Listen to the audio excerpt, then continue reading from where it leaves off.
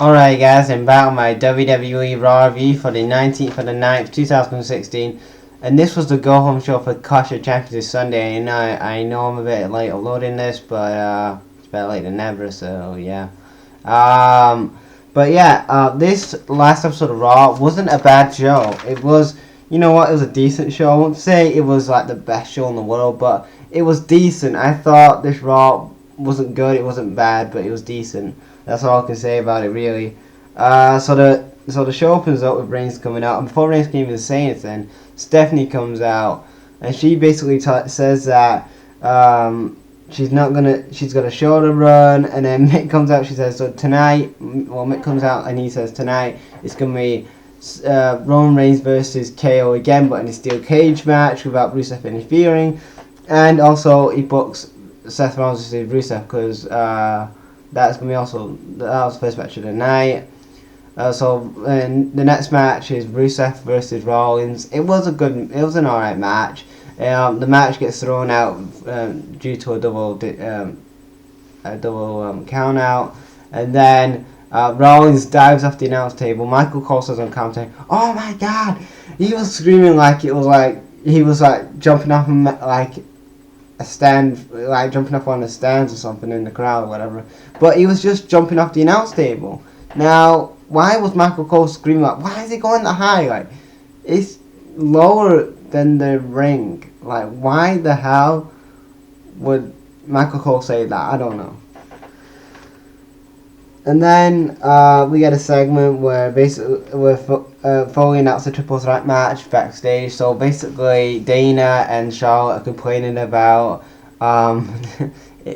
nobody won the triple threat match between Sasha and Bayley last week. It was both shows were on the mat, and I'm glad that she pointed out on this last episode of Raw, because last week both of the shows were on the mat, but Sasha won the match, and I'm glad that Dana pointed that out. I mean, they didn't point that out after Raw, so I'm glad that she pointed that out.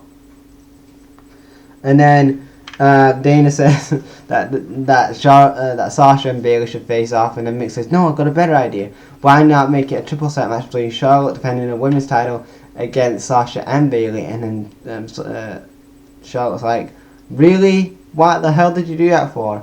And so obviously down the road we're going to have a Charlotte versus Dana feud for the women's title. So also it looks like Charlotte's going to turn babyface and Dana's going to stay the heel, it looks like to me. But that's probably going to be after Survivor Series, so that's going to be very interesting to watch. And then we get a segment, and Jericho tells KO that Mick Foley's gone power hungry since he's been Raw GM. He said he's always hated KO and Jericho. And then the third match tonight is Dana and Charlotte versus Sasha and Bayley. I don't know who won the match. I think it was Sasha and Bayley. Correct me guys if I'm wrong. I didn't pay attention to the match. I didn't watch it, so I don't know. Then we get to a segment. Rollins is in Stephanie's office, and he says that whatever Triple H and Stephanie have up their sleeves, Seth Rollins can counter that, and he knows that he's like one step ahead of them and stuff. And then the fourth match of the night is Bo Dallas versus this jobber. Bo Dallas squashes him. So it looks like to me they've repackaged Bo Dallas with the Bo Leave gimmick, but he's kind of more kind of a serious character. But yeah, I'm glad that Bo Dallas is getting a push, I guess. Good for him, like Bo Leave. I don't know. Then we get to a segment where Jericho has written this list, and he says that Foley has bad dress sense, he's power hungry, and all this other stuff. And Foley's like, "Well, you're the one with the bad fashion, like the bad dress sense. I mean, who wears a scarf and no he says it's fashion in Luxembourg and stuff like that, whatever." And then Jericho goes out, and then Jericho says basically, he cuts an awesome promo, like talking about how Zayn and everybody else is like doesn't like him, and they're trying to be like Chris Jericho. And then we have basically a bunch of tag teams come out, and Big Cass and Enzo Amore come out. Big Cass insults Jericho's dress sense again. Then the Club come out. Then New Day come out, Shining Stars come out. Then it's attack, and then Sami Zayn comes out, attacks Jericho. Then all the other tag teams attack each other. Then it's a 10-man tag team match. The Bayfaces go over in the 10-man tag match. Enzo Amore hits the frog splash for the win. Then we get to the 6th match tonight, which is for the cruiserweight, which is a cruiserweight segment. So basically, Foley coming out and he's announcing all these. He announces a fatal 4-way number contenders match for TJ Perkins at Clash of Champions. So whoever wins the fatal 4-way will face TJ Perkins at Clash of Champions. This was probably the best match of the night. I really enjoyed this match. I got a good back and forth in the match. One point in the match where Brian Kendrick goes for the sliced bread. Why the hell did he call it that? Maybe I do not know.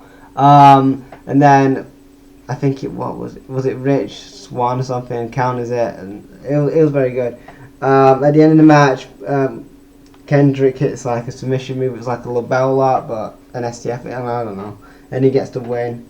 So it's Brian Kendrick versus TJ Perkins for the cruiserweight title at Clash of Champions. TJ Perkins is the new cruiserweight champion. And also, if you guys don't know, TJ Perkins, well, if you guys didn't watch TNA, he used to play Manic in TNA. So yeah, there you go. I mean, a lot of people have played that guy. I mean, I think Kazarian used to play Manic and stuff, and Daniels or whatever. So a lot of people played that role.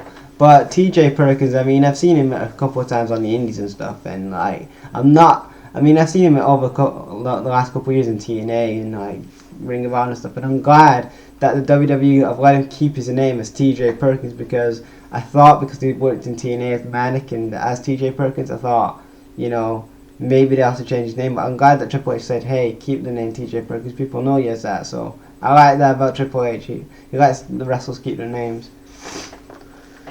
Then we get to the 7th match tonight, and it's a steel cage match. It's KO versus Reigns. This was an alright match. It wasn't the best, but it was an alright match. Reigns and KO are trying to fighting to get out the cage. KO, he actually goes through the steel cage door, but Roman Reigns actually drops to the floor first, and he wins the match. After the match, Rusev attacks Reigns, throws him into the steel cage match where KO and Rusev double team Reigns and attack him. And then Seth Rollins comes out, takes out Rusev and KO, and that's how the show ended, with Bayfaces looking strong. And in my opinion, this last episode of Raw was actually decent. It wasn't a bad show. I wouldn't say that I was bored. I mean, I was interested to see what was going on. I liked the Jericho and Foley stuff. I thought that was awesome. The match of the night was the Cruiserweight number contenders match. I thought that was awesome. The fatal 4-way for the Cruiserweight title was awesome. That's it really. I mean, I like this opening segment where Roman Reigns got cut off before he could even say anything. Like Stephanie just cut him off. That was funny. So yeah. So that's my WWE Raw review for the 19th of the 9th, 2016. What do you guys think of this last episode of Raw, guys? And leave your thoughts in the comments section. That's such guys. Brag out.